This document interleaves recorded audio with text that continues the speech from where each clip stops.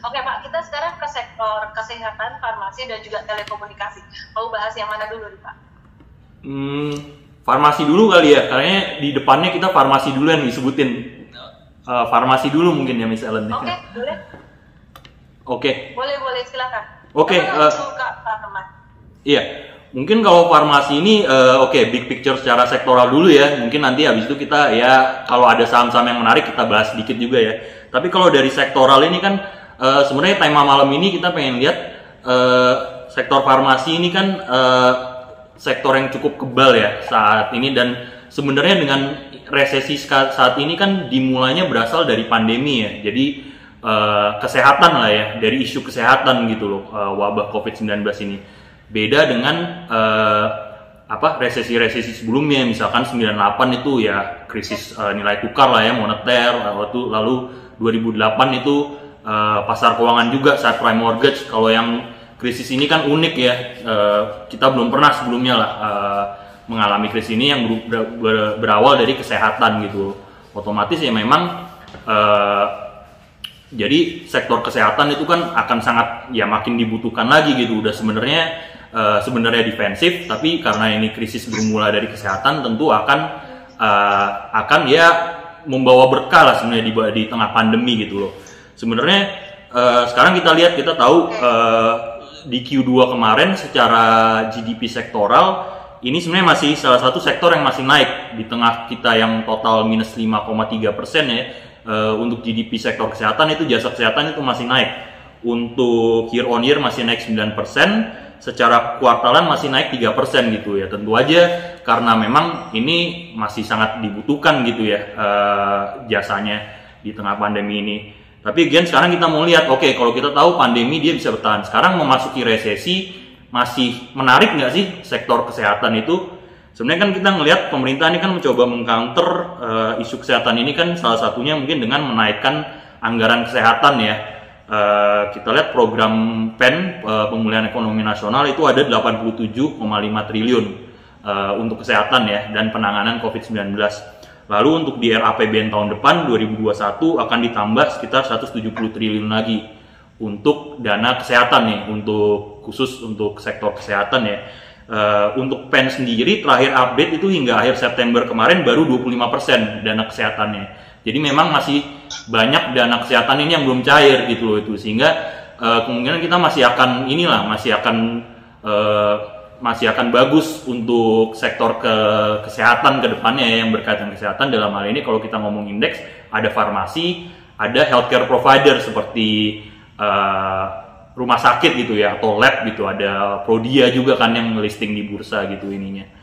Secara umum sih itu ya sebenarnya, selain anggaran mungkin ya ini semacam bukan kartu asnya ya atau bonusnya ya, sebenarnya ada sentimen dari vaksin ya yang kita banyak bicarakan ya. Vaksin COVID-19 kita tahu ada KLBF yang sedang kemarin dalam 2 hari ini ada berita yang cukup positif ya, mereka sudah mulai mendistribusikan remdesivir ya yang untuk obat corona, sedangkan untuk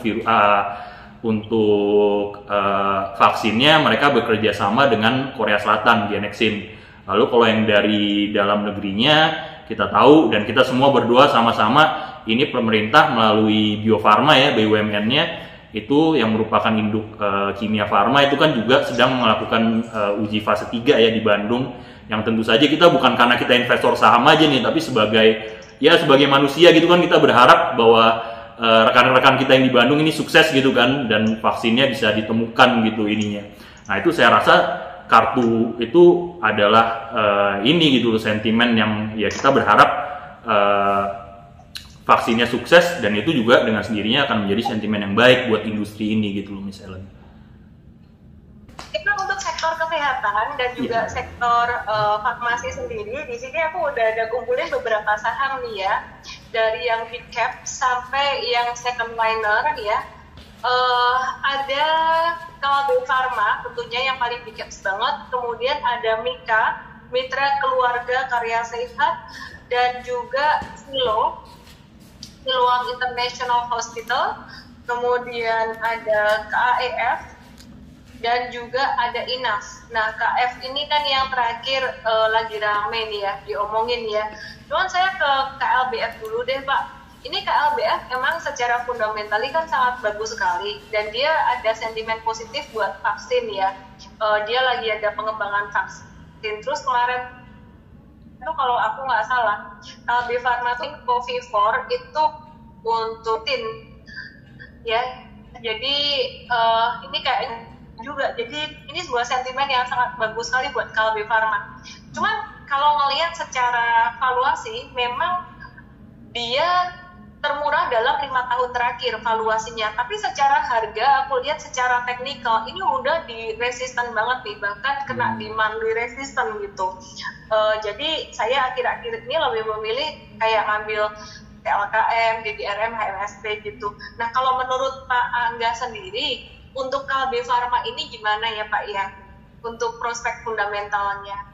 Oke, kalau fundamental sih tentu aja oke lah, yang udah obvious memang bagus sekali ya. Ini terutama yang kita tahu kayak KLBF itu tanpa ada pandemi atau apa gitu, memang salah satu saham yang bisa dibilang paling aman lah di Indonesia ini ya. Karena yang terutama yang udah jelas itu tingkat utangnya yang sangat dikit sekali, itu hampir tidak punya utang lah emiten tersebut ya ininya. Lalu memang produk-produknya juga cukup dikenal, dan dari segi pendapatannya pun mereka tuh cukup tersebar lah produknya. Ada dari distribusi, ada dari nutrisi, obat resep, lalu juga obat bebas ya, ini ya, itu cukup merata. Dan lalu dengan keuangan yang sehat, dan ditambah mereka ya tadi sentimen positifnya sedang banyak ya ini ya. Perkara strateginya memang susah ya dapat murah gitu KLBF gitu ya ininya ya. Tapi memang oke, kalau kami dari Anakorindo Sekuritas sendiri pun masih punya target 12 bulan di 1.800 ya. Sebenarnya masih cukup inilah, ada upside lah ya ininya untuk agak jangka panjang ya ini ya. Jadi sebenarnya memang strateginya KLBF tuh ya mungkin buy on weakness aja gitu. Memang kalau kita kemarin tuh begitu market lagi downtrend kan ya sempat menyentuh 1.400-an gitu ya. Jadi memang kalau untuk saham-saham blue chip seperti KLBF ini strateginya adalah ya kalau memang turun atau terdiskon gitu ya, mungkin ada orang yang suka pakai margin of safety misalkan, kalau misalkan udah dapat ada 10%, 20% turunnya gitu loh, itu cicil beli karena ya memang ini salah satu saham paling bagus gitu loh di bursa saham kita gitu loh. Jadi nggak usah takut gitu loh ini ya untuk pembeliannya. Jadi overall masih sangat recommended jujur ini ya. Thank you Pak, thank you banget nih. Ini dikasih tahu dari NH Korindo untuk target KLB Pharma 1.800 dalam 12 bulan, which is itu upside-nya cuma 11% ya, sekitar 11%. Iya. Dan kalau aku lihat ya KLB Pharma ini dari bottom-nya, dari Maret kemarin ini udah naik sekitaran 90% lebih, hampir 100%. Jadi teman-teman kalau ya benar kata Pak Angga tadi, buat teman-teman yang mau cari margin of safety gede, ini kayaknya jangan di KLB, usahanya banget. Cuman aku lihat sih valuasinya dan juga secara teknikal harganya juga udah agak tinggi ya, jadi upside-nya juga udah nggak gitu gede gitu. Kalau aku tambahin dikit ya, buat teman-teman yang senang banget KLBF, misalkan mau nawar, ini ada level support yang lumayan kuat tuh di angka 1.400, which is di bulan September kemarin, ini juga kena di 1.400 gitu. Cuman aku bisa bilang bahwa itu bukan the best posisi untuk masuk buat long term investing gitu ya. Dan kalau buat trading sendiri KLB memang agak-agak lelet. Jadi for investing aku saat ini lebih memilih untuk masuk yang lainnya, contohnya kayak TLKM itu sendiri. Oke, sekarang Pak kita move ke KAEF yuk Pak, karena banyak banget teman-teman yang penasaran dengan pergerakan saham kimia farma yang sangat volatile akhir-akhir ini. Ya, jadi kalau dari aku sih sebenarnya KF ini dia masih sideways di angka 2650 sampai 3.500 ya, jadi masih sideways di situ dan ada resisten kuat sekitar area 3.500. Dan kenaikannya pun sebenarnya volume transaksinya nggak begitu tinggi, likuiditasnya. Kalau menurut Pak Angga sendiri gimana Pak untuk KF ini, terutama untuk fundamentalnya gitu Pak, biar bisa melengkapi nih Pak. Oke, boleh. Kalau untuk KF, again ya memang ada ini ya, memang kita tahu nih nature-nya memang lebih volatile ya Bu ya. Jadi kalau misalkan KLBF itu relatif stabil ya, KF agak lebih inilah sangat volatile lah ya ini. Bahkan memang sempat ya kalau dilihat chartnya aja itu gapnya tuh sering terjadi, terus tiba-tiba auto reject atas 25% itu umum terjadi lah berkali-kali ya. Jadi selama kita mengerti itu sih, kita tahu yang penting ada ya semacam resiko tambahan lah, bahwa ini memang saham yang sangat volatile, kita harus terima itu dulu.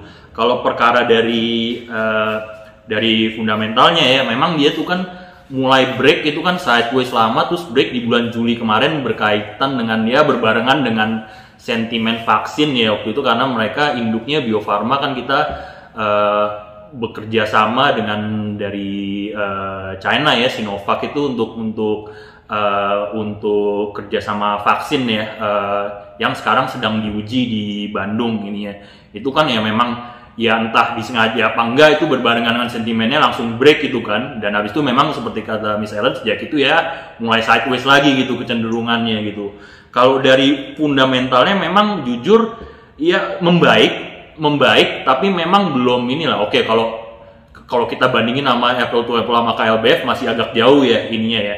Tapi memang membaik ya. Ini memang Kimia Farma itu cukup diversified juga. Mereka ada penjualan apotek di retailnya, lalu penjualan secara wholesale atau grosir, lalu mereka juga ada manufaktur obatnya cukup bagus, dan mereka kan memang sekarang cukup disupport ya, perannya cukup vital untuk ya sekali lagi kita berdoa untuk vaksinnya sukses, dan itu kan mereka akan cukup vital untuk distribusinya ya ininya. Again, yang mungkin saya mau tambahkan sedikit tuh, kalau untuk sentimen vaksin itu agar kita semua teman-teman smart investor tuh kita lebih bijak lah untuk untuk mencerna informasi yang berkaitan dengan vaksin, karena saya cukup melihat ini beberapa bulan ini ya sudah ada lah, kemarin dari Rusia sudah dibilang vaksin itu sudah ada yang ketemu, bahkan baru minggu lalu itu sempat ya ada yang dibilang katanya sudah disetujui WHO ya, itu berita yang cukup besar, tapi minggu ini kalau nggak salah diklarifikasi itu berita gitu loh. Jadi kalau bisa kita cukup bijak lah menghadapi kalau mendapat sentimen vaksin gitu, karena ini adalah gimana ya, saya bisa biar kita tidak terombang-ambing gitu, oh beli karena iya ini mau ini vaksin gitu. Kita again kalau murid-muridnya Bu Ellen mungkin udah pinter-pinter gitu ya, kita lihatlah chartnya gitu, emang bener nggak udah ini nggak ada pergerakan apa enggak gitu loh, ini terkonfirm nggak, karena memang technical itu kan ya nggak akan bohong gitu loh, ininya nggak akan bohong, mentang-mentang ada sentimen ya kita buktikan gitu loh, ininya memang uangnya bergerak kemana gitu loh arahnya. Paling kalau KF terutama di saham-saham yang memang jujur sangat volatile ya ininya ya, dan kalau murid-muridnya misalnya mudah-mudahan sih udah ngerti ya tentang risk management ya, ini harus dipasangnya agak ketat gitu loh, maksudnya posisi stop loss-nya gitu. Kalau untuk saham-saham ini kita harus lebih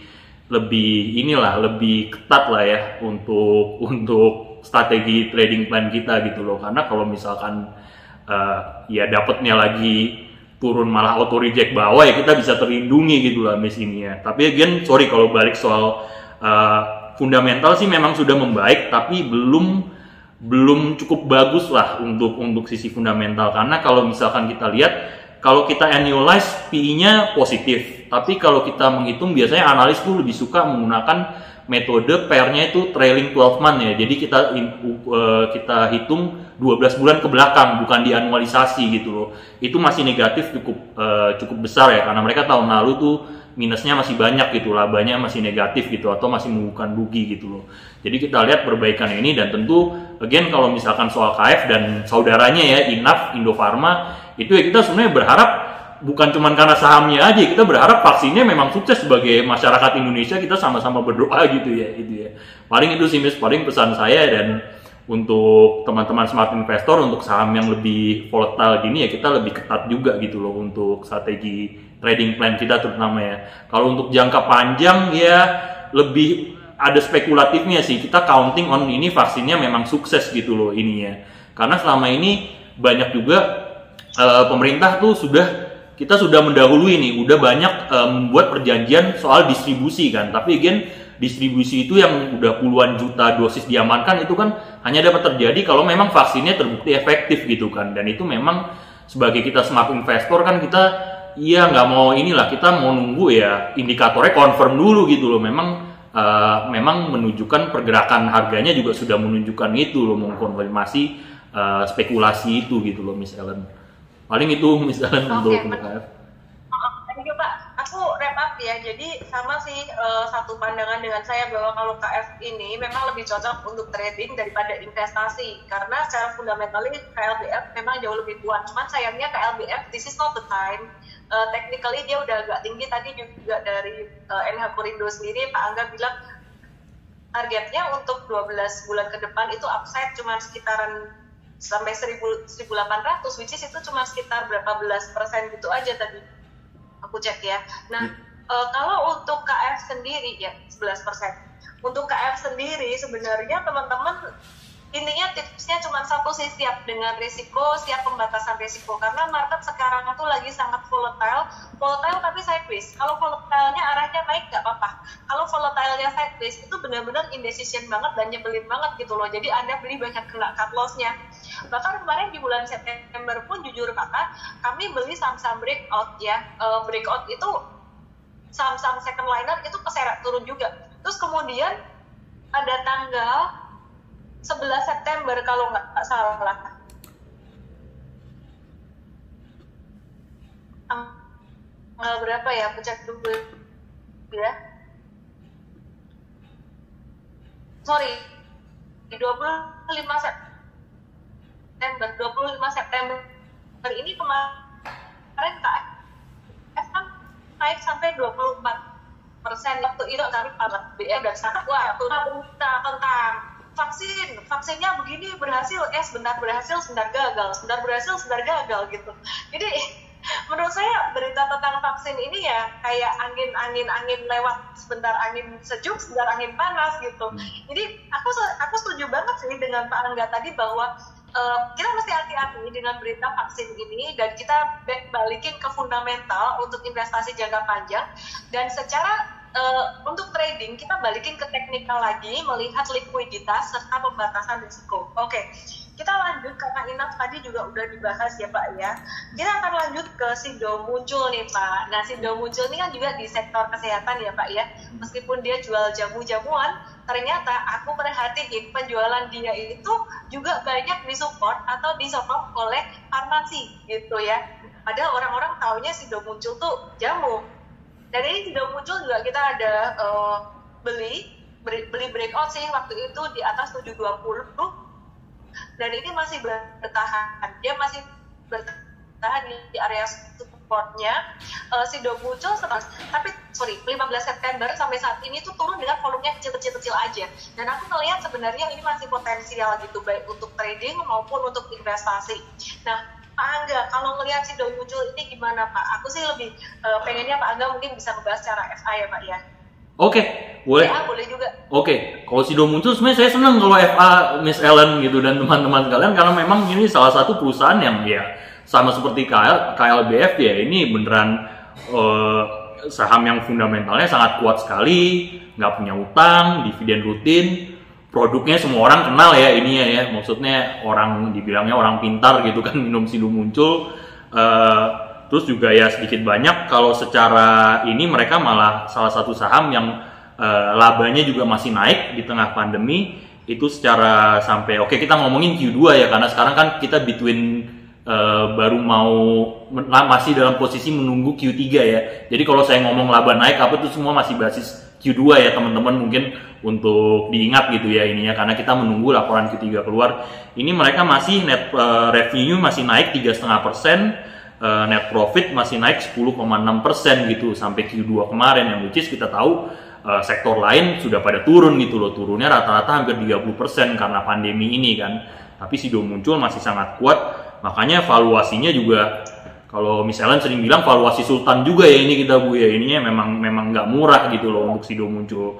Lagian kalau misalkan untuk ini baru sih mereka baru melaksanakan stock split ya di September kemarin ya, belum lama inilah sebenarnya September ini, yang sebenarnya agak nanggung kalau menurut saya ya, 1:2 itu nggak terlalu banyak ini, tapi memang ya mungkin sedikit banyak menaikkan likuiditas, walaupun sebenarnya di harga 1.000 sekian kan bukannya tidak terjangkau juga ya. Dan 1:2 gitu loh, 1:2 kan tidak terlalu inilah ya, tidak terlalu signifikan gitu loh kalau untuk menjangkau ini. Kalau dari sisi valuasi memang cukup mungkin begini aja sih, memang cukup mahal tapi memang bisa di-justified Bu, mirip-mirip dengan KLBF ya. Ini kalau kita beli saham kayak KLBF, Sido, memang kita beli saham ya, kita membeli suatu keamanan gitu loh ininya. Dan pas kebetulan dua-duanya sektor kesehatan ya, ini dua saham yang sangat sehat sekali gitu, sama dengan bidangnya gitu loh. Memang secara kondisi perusahaannya juga sangat sehat sekali, mereka hutangnya nol, beneran hampir tidak punya hutang sama sekali. Kalau hutang berbunga bahkan tidak ada sama sekali. Karena kita mungkin sedikit pelajaran mungkin ya sama teman-teman, kalau sering lupa ada yang jadi ada liabilities, ada debt gitu. Kalau liabilities kan seluruh kewajiban ya. Tapi kalau misalkan debt itu adalah kita cenderung adalah hanya menghitung hutang yang berbunga lah sifatnya, seperti hutang bank, hutang leasing gitu. Ini kalau perusahaan kayak KLB sama Sido itu sama sekali nggak punya, alias nol gitu loh. Jadi dan di saat misalkan resesi itu, yang kita salah satu saham yang kita incar adalah saham yang hutangnya nol gitu loh ini ya, jujur aja. Dan misalnya kemarin juga tentang krisis ya, ini kan krisis ya terjadi karena hutang gitu. Kalau orang nggak punya hutang, cashnya banyak seperti KLBF dan Sido ya fine aja gitu. Itu akan perusahaan-perusahaan yang paling mampu bertahan di masa resesi gitu loh. Jadi memang secara fundamental sih no problem lah kalau Sido. Again, kalau strategi mirip-mirip juga ya, memang kita tunggu aja, nawar aja di harga, di valuasi yang lebih murah gitu. Kalau memang sudah dirasa cukup mahal ya ini ya, strateginya sih paling itu aja, kita cari kalau misalkan upside-nya makin tipis ya kita nawar aja, nunggu nawar di upside-nya yang sesuai sama kita gitu kan. Nawar kan sah-sah aja ya ininya ya, karena memang ini ya saham yang ya nggak usah diragukan lah inilah gitu loh misalkan kurang lebih. Sido muncul, orang pintar beli saham Sido muncul. Waduh. Bukan minum doang ya, beli juga sahamnya gitu. Ya aku lagi berusaha kalau sama ini nih, sama manajemen Sido nih, nggak tahu di approve nggak. Oke, jadi untuk Sido muncul sendiri ini kalau aku melihat secara technically agak beda sama KLB Pharma. Kalau Sido muncul justru aku melihat masih ada upside nih. Dan yang menarik untuk Sido muncul nih, secara technical dia di level 720 itu support sampai 740. Kalau bicara valuasi, aku lihat valuasi malah KLB Pharma saat ini lebih murah ya valuasinya ya daripada Sido muncul. Kalau aku lihat tuh Sido muncul dia lebih ke arahnya tuh, karakter dia lebih ke perusahaan growing company. Jadi mirip kayak Cleo gitu, lebih ke growing company. Cuman ya itu tadi kayak yang Bang Angga bilang ya, dia punya utang kecil tuh, sehingga dia cash ratio dan current ratio atau kemampuan dia membayar hutang dalam jangka pendek itu sangat bagus sekali. Cuman saya melihat kayak mata uang ya, ada positif negatifnya ya.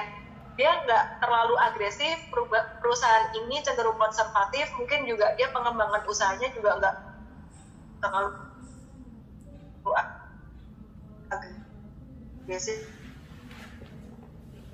20% ya dari portfolio Anda gitu. Aku sih suka sih dan aku punya ini. Terus coba aku cek ya untuk valuasinya. KLB Pharma valuasinya mirip-mirip kayak Sido muncul ya, sekitar ini KLB Pharma 26 untuk Sido. Oke, Sido aku cek dulu valuasinya dia di level hampir sama 26-an ya, sekitar 26 kali ya untuk PI-nya ya. Ya, ini aku lihat di PI ini 26 kali ya. 26 kali. Jadi ya itu tadi. Untuk Sido muncul teman-teman boleh trading, boleh investing sih. Kalau trading beli best price itu 720 sampai 750, ini dikasih tahu di MTrade. Kalau stop loss-nya aku nggak hafal angka stop loss-nya yang di MTrade, yang pasti dia di bawah angka 720 gitu. Jadi aku nggak mau ngomong angka di sini biar nanti sama. Takutnya aku ngomong angka beda, nanti membernya yang nonton bingung gitu ya. Oke. Untuk saham yang lain nih Pak dari sektor kesehatan. Kemarin kan aku habis live bareng IRRA, tapi sayang banget nggak ke-save ya waktu itu. Aku buru-buru habis live, terus nggak ke-save gitu, lupa nge-save. Sebenarnya bagus banget juga waktu itu bareng IRRA. Terus kemudian ada Mika, ada Velo. Tentang 3 saham ini, kalau menurut Bapak gimana nih Pak? Oke, mungkin ini ya saham-saham alat kesehatan, healthcare provider ya kita ngomongin ya. Memang jujur kalau misalkan ini memang topik kita di Anakorindo itu di Mika ya, mitra keluarga ya ininya ya. Karena again kita suka karena masih inilah karena perusahaannya manajemennya sangat baik. Ini again perusahaan yang hampir zero debt company, artinya tidak punya utang lagi-lagi. Terus memang secara performance memang Q2 mereka turun. Jadi beda tadi karena saham farmasi masih mampu bertahan ya. Kalau Q2 mereka memang Mika ini ada penurunan ya karena memang waktu pandemi COVID-19 pertama kali ini ya kita masih takut, kita belum terlalu mengenal apa COVID-19 ini, orang-orang malah takut ke rumah sakit gitu loh. Semua stop ke rumah sakit sehingga sangat berimpact dengan profitabilitas dari Mika ini. Jadi untuk Q2 kemarin mereka turun lah ininya. Tapi seiring sekarang malah mereka dengan seiring banyaknya testing lah. Sekarang orang apa-apa persyaratannya kan harus PCR, makin banyak orang testing dan sekarang rumah sakit swasta itu juga melakukan testing. Ini diharapkan adalah untuk mengoffset revenue yang hilang dari ini karena orang takut ke rumah sakit gitu, tapi membutuhkan testing ya dan memang biaya testing PCR masih agak cukup mahal ya di ini ya.